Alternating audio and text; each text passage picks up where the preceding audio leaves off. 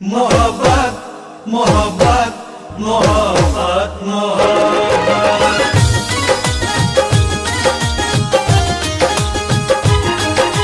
नींद नैन के चैन जिया से छीन के दिल तड़पावे।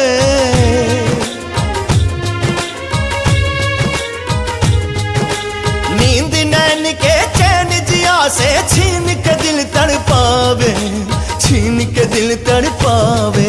मोहब्बत हंसावे मोहब्बत रुलावे, मोहब्बत हंसावे मोहब्बत रुलावे। मोहब्बत मोहब्बत मोहब्बत हंसावे मोहब्बत रुलावे, मोहब्बत हंसावे मोहब्बत रुलावे।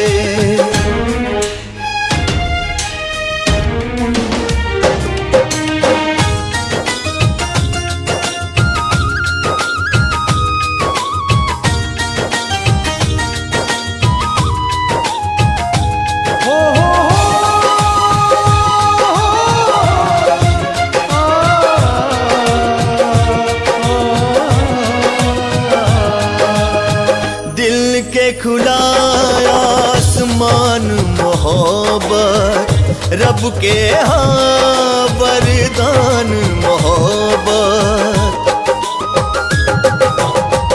दिल से चल के होठ पे आके ले जब मुस्कान मोहब्बत। मन पंछी के बिना पंख आकाश के सैर करावे। मन पंछी के बिना पंख आकाश के सैर करावे। मोहब्बत हंसावे मोहब्बत रुलावे, मोहब्बत हंसावे मोहब्बत रुलावे।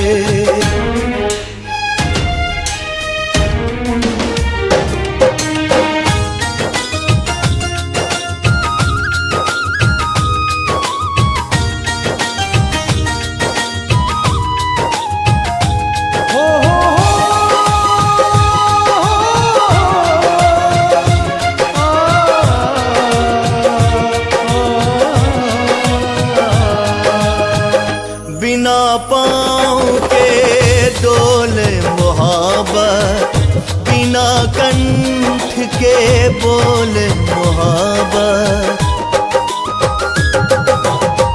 अखिया से अखिया बात करेला, भेद जिया के खोल मोहब्बत। कबो न उतरे जिंदगी पर ई ऐसन रंग चढ़ावे। कबो न उतरे जिंदगी पर ई ऐसन रंग चढ़ावे। मोहब्बत हंसावे मोहब्बत रुलावे, मोहब्बत हंसावे मोहब्बत रुलावे।